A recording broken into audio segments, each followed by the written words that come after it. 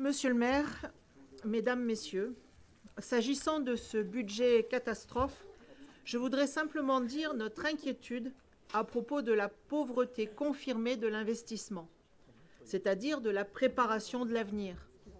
Bien sûr, comme mes collègues l'ont déjà dit, le budget de fonctionnement de la ville est tel que vous préférez hypothéquer l'avenir. Nous sommes quand même estomaqués qu'une augmentation aussi massive de la taxe foncière que nous venons de supporter ne se traduise pas par un plan exceptionnel d'investissement pour la ville qui en a pourtant tant besoin. Vous arrivez encore à nous surprendre. Déjà cette année, par rapport à 2023, nous constatons donc une baisse de plus de 6 millions d'euros. C'est dire si nous sommes dubitatifs à l'égard de vos annonces. En détaillant les tableaux des principales dépenses d'investissement de 2022 à 2024, je constate qu'on retrouve beaucoup de points, comme le pôle enfance Les Trembles, l'équipement jeunesse Secteur 6, la ZAC Flaubert, l'école Flaubert Anne-Sylvestre, la Tour Perret, et j'en passe. Rien de bien nouveau sous le soleil, malgré tout. J'ai pris le temps de regarder également d'autres tableaux. J'y vois par exemple que les autres fournitures non stockables et non stockées augmentent de près d'1 million d'euros. Je ne sais pas à quoi ça correspond, mais je trouve que ça fait beaucoup. Si j'ai bien compris, vous remplacez autant que possible les véhicules existants par des véhicules électriques. C'est peut-être à cela que correspond le matériel roulant, qui était d'environ 30 000 euros et qui passe à 300 000 euros. Et pourtant, en même temps, la dépense de carburant augmente de 300 000 euros. Je trouve ça étonnant. Les frais de colloques et séminaires passent de 55 000 à 132 000 euros. Faites-vous plaisir.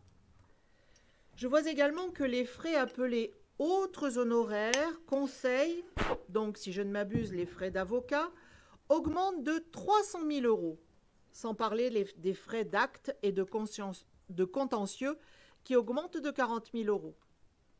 On a vu dans le rendu acte le nombre de procédures qui augmente toujours. Mais les 300 000 euros d'augmentation servent-ils aussi à payer vos frais d'avocat alors que vous avez été condamné pour favoritisme?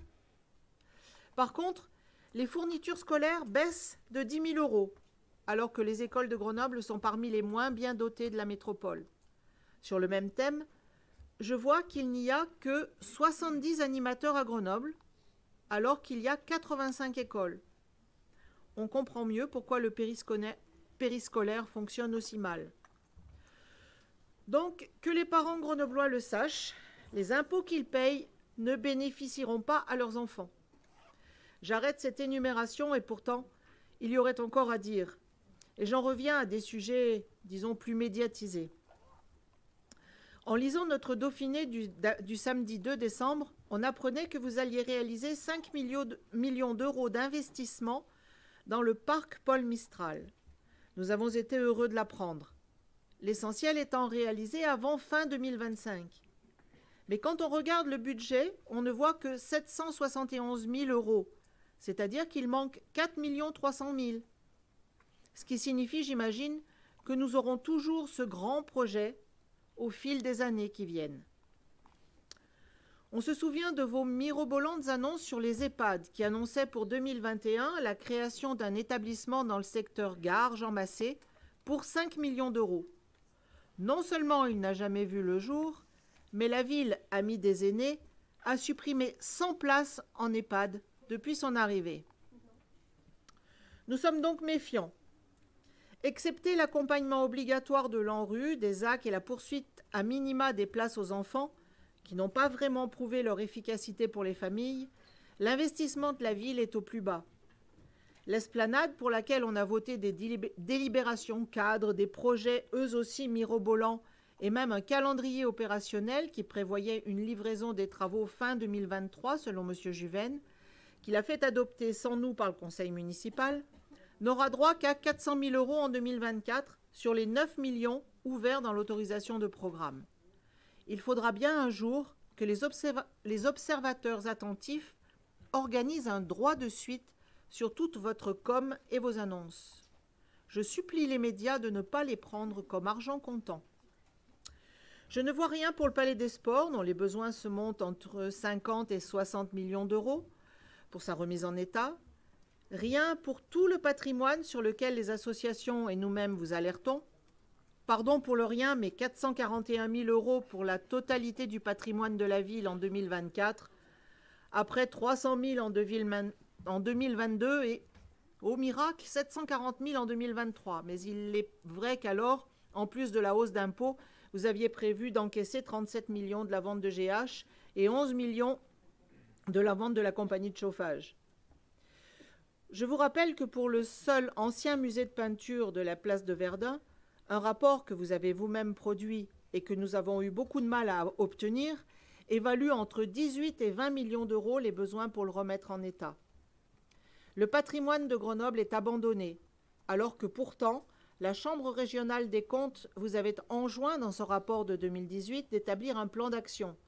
Elle soulignait, je cite, que les capacités financières pour assurer un entretien normal du patrimoine sont largement insuffisantes, ce qui oblige la commune chaque année à repousser à plus tard la réalisation de travaux pourtant jugés indispensables.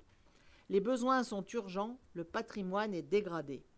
On imagine ce qu'il en est 5 ans plus tard, malgré la hausse massive d'impôts. Vous appauvrissez ainsi Grenoble et les Grenoblois par tous les bouts. Qu'en est-il, par exemple, aussi de l'hôtel de ville, pour lequel vous aviez également annoncé un plan de rénovation et pour lequel nous ne voyons rien de particulier dans vos projets d'investissement? Dans le tableau que j'évoquais tout à l'heure, je vois que l'entretien et les réparations des bâtiments publics baissent de 300 000 euros.